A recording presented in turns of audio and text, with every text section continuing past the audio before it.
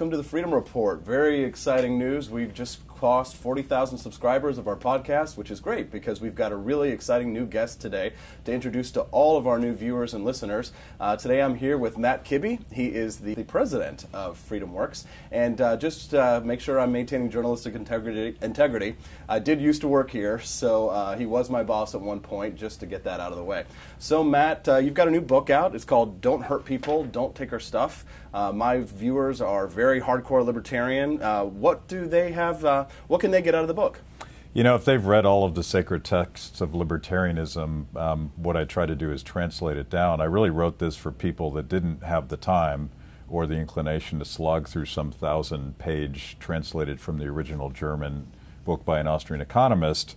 And you know, so often we try to impress people with our jargon and our charts and our graphs. We talk about the non-aggression principle, and it dawned on me. So what we're really saying is, don't hurt with people. Don't hurt people. Now, what you start the book with, you begin the acknowledgments by talking about an armed coup attempt that happened at FreedomWorks in 2012. Can you tell us what happened? Yeah, we had you know, Dick Armey and 2 other board members went after us, and I think it was primarily motivated by the fact that we were willing to challenge Republicans. We were getting more libertarian, less partisan in our outlook, and I think it was basically a fundamental disagreement between the majority of our board and this minority. Luckily, the good guys won that argument. Free Pack, in your speech, you pointed out that some of the leftist reviewers of your book have taken offense to the idea that hurting people is bad. Is it discouraging that we've gotten to the point where people just can't even agree to that simple maxim? Yeah, you would think this would be common sense. This is what your parents taught you when you were a kid. And today, so much of government is about hurting people. It's about outsourcing, stealing to a third party to make yourself feel better about it. But I don't think that's ever appropriate, and I think we need to call people out to what they're really talking about when they concentrate power and money in Washington. I think the problem is that with libertarians is that, you know, we sometimes are lumped in fully as anarchists, and I think there's a big tent of libertarianism, you know, so a lot of people call themselves small government conservatives. They tend to believe, you know, they tend to be religious perhaps, maybe they're social conservative, but they don't want to force their beliefs on anybody else. But sometimes they get a little bit more turned off by some of the harder core precepts in our philosophy.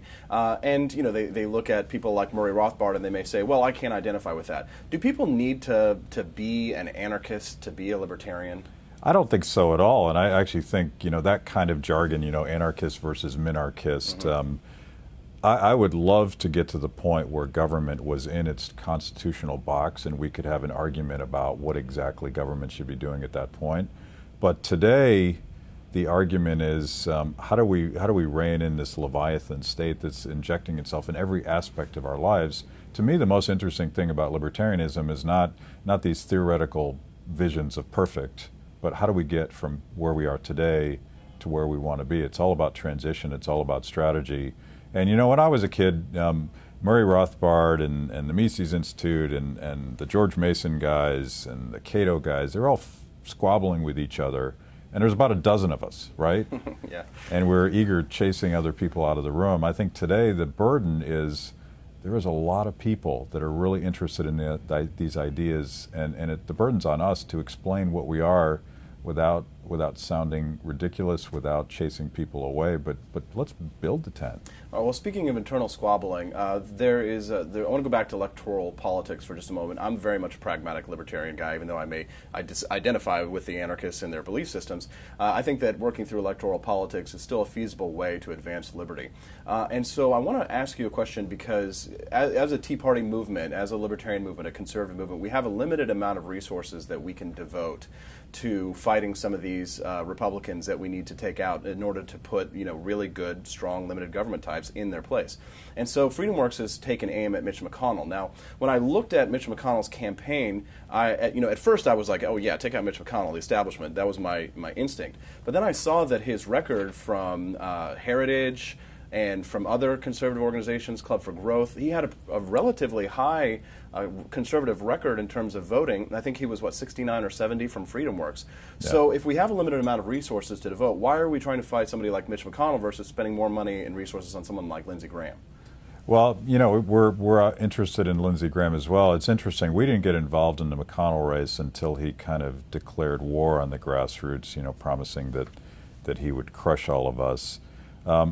We have a bigger problem with vote ratings because most of what matters in the Senate and the House happens before you get to the floor. And that is particularly true with Mitch McConnell. He's the leader. He decides what happens, what you get to vote on, whether or not we push against the Harry Reid's nuclear option, whether or not we're going to fight to defund Obamacare. And the fact of the matter is, you know, objectively, the leadership is failing. I think we need new leadership. He's not about to give that up. I think we need to replace him with new blood. But the energy and the resources are not coming from FreedomWorks. They're coming from the activists on the ground.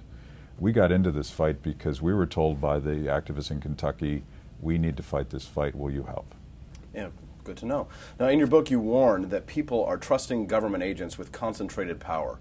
Is our tolerance of the NSA surveillance program the ultimate expression of that trust, would you say? Yeah, definitely. But it's not just that. It's all the alphabet agencies that have all this discretionary power over us. And the danger in that, it's a different form of anarchy because it's allowing some gray-suited Soviet that you'll never meet, you never get to know, you can't fire him. They now have the discretion to pick winners and losers, to selectively target people based on their political beliefs, like Lois Lerner did. That's tyranny. That's danger. And combine the NSA and your healthcare records and your tax records, talk about a perfect storm. You know what they did to Martin Luther King in the early 1960s? Well, guess what? It's turbocharged now because there's this entire class of federal bureaucrats who think it's in their best interest to stop liberty. How do we beat Hillary Clinton? We nominate somebody that authentically represents the values of liberty. And I think we've repopulated the entire Republican field with people that better represent those values than anything we had in 2012. Let's put Ron Paul aside for a minute and think about the 2012 field. We do have Rand Paul. I think he's running. We have Ted Cruz. He may be running. We have Scott Walker, who I think very courageously challenged the unions and brought this entire community together.